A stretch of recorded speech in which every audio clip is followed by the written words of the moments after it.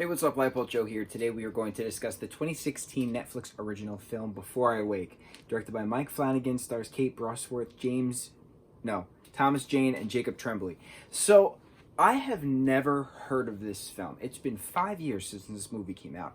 I put it on my list because it's a horror film and because Jacob Tremblay's in it. He's awesome. We've discussed how awesome he is numerous times. I'm so proud of him. To see, I think he's like 15 now. I think he was like, I don't know, 8 or 9 in this film. He plays an 8-year-old in this film, but he's an incredible actor, and I can't wait to see what he does 6-12 years from now. It's going to be something. So I have never seen a movie like this.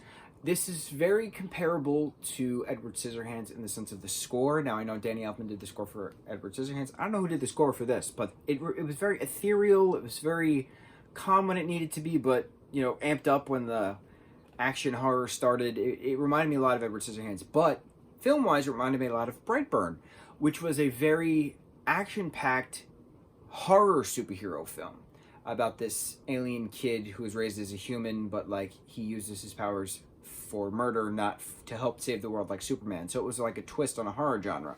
This is a twist on a horror genre. It had a happy ending. When in your life have you seen a horror movie with a happy ending? I have never, in my life, seen a horror movie with a happy ending. Note my emphasis on things because I am so jazzed about this film. I have never seen it. Did this become one of my top 10 favorite films? I think it did.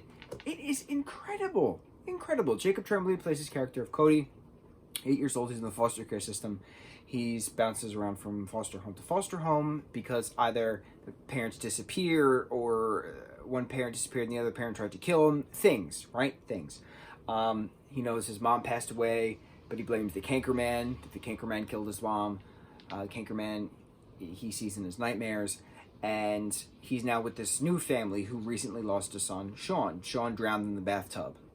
It was an accident.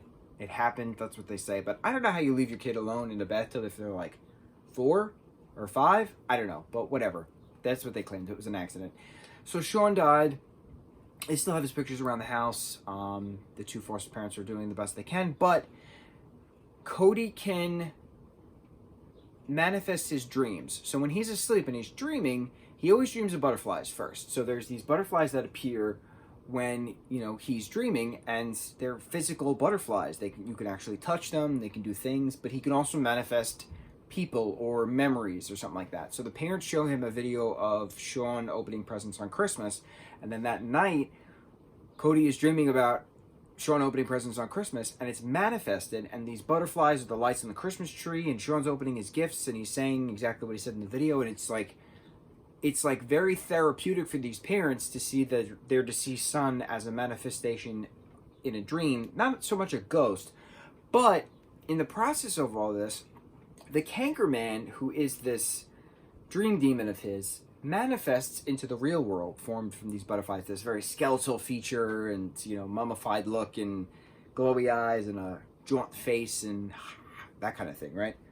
Wow, paint just rolled off my face. I've been painting. I'm covered in paint. I had paint on my face. I had to wash it off, whatever. So like, it gets creepy and it gets horror struck. All of a sudden, the foster dad is taken by this Canker Man, and you're like, well, where did he go? And why he was taken is because the mom had talked to the pediatrician, and the pediatrician gave her a children's Ambien to make him sleep because he hadn't slept in 2 days, but he doesn't want to sleep because he knows his dreams will come true. So then, like, Cody's taken away because the mom shouldn't have drugged him, but it was from a pediatrician. I don't know. It was something like that. And so then, now, we're in the process of Cody is now forced. He is put under. He's in a facility where they force him to go to sleep. They literally drug him to sleep. Then all hell breaks loose. Canker Man is running wild. But before this is happening, the foster mom goes to an asylum, to an institute, to talk to one of the previous foster parents who tried to kill Cody, to see what he saw when his wife disappeared. And it's the same thing. The dreams come alive. So it was really creepy watching these different manifestations. The kid under the bed, that was creepy. The just the canker man, just in general, just twisting and turning and scaring everybody, scaring the little girl in school, creepy. But then the foster mom also works in a hospital, and she came across Cody's biological mother's stuff, and that she had died from cancer.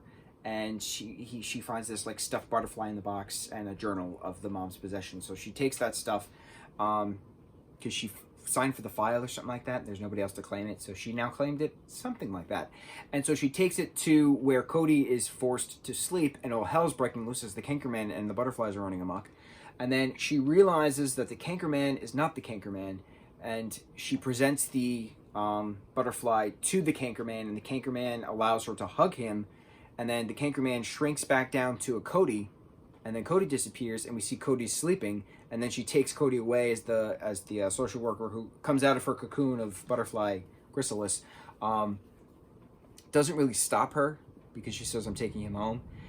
And then she explains everything about how his mom died from cancer, how Cody thinks that the Cankerman took his mom away from him, but it was really cancer that took his mom away from him.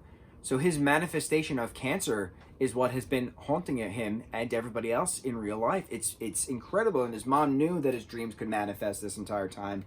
Cody's then talking to the mom, and he asks her to tell him a bedtime story before bed, and she's saying that, you know, the kid, the bully in school, he wakes up, you know, at home like nothing happened and he's okay. The woman who disappeared is home with her husband now and living happily ever after, and the dad whose son was lost gets to now see him and be happy or something like that. And then Cody's like, "Well, can that happen?" And she's like, "Well, it's really up to you, buddy." And then he goes to sleep. He makes all these things happen, and it was very interesting that the wife didn't want the husband to come back. She wanted the husband to stay with the dead son. But it's a matter of, did the Cankerman actually kill these people, or was it a crystallizing, I don't know the word. And then when Cody decides whether they live or die, that's the true testament. I think that's the true testament. I think Cody has the final say of who lives, who dies. Make your choice. He's like Jigsaw. And then that's the happily ever after, that he can now sleep peacefully knowing that his mom is always with him, and now the foster mom will always be with him. That the Cankerman has no need to be a threat anymore because Cody now understands the truth. I did not expect any of this film, let alone the heaviness, the sense of realism, that ethereal music, the happy ending in a horror film. This was pure jump scare horror and creepy. That Cankerman design, creepy as hell. Creepy as hell. But I am blown away at this film. Amazing. So, honestly, I thought it was going to be something like My Soul to Take because of the Christian bedtime rhyme or something like that. And if I die before I wake, I pray the Lord my soul to take. Something like that. So we just watched Before I Wake, and then film from 2010, My Soul to Take, which is I love that film. One of my favorite horror films. It gets no credit for it, but it's really fun. Max Terrio is the main character in that. He's so good. I love Max Terrio. But yeah, Jacob Tremblay, everybody. Incredible job portraying this kid who's genuinely scared to go to sleep. I loved it. I don't need there to be a sequel. There probably won't be a sequel, but I don't need there to be a sequel because it had a proper ending. This was, an hour and a half long? Incredible. Absolutely incredible. I'm embarrassed that it's taken me 5 years to watch this. Embarrassed with myself. That's all I got. Mucho mahalo.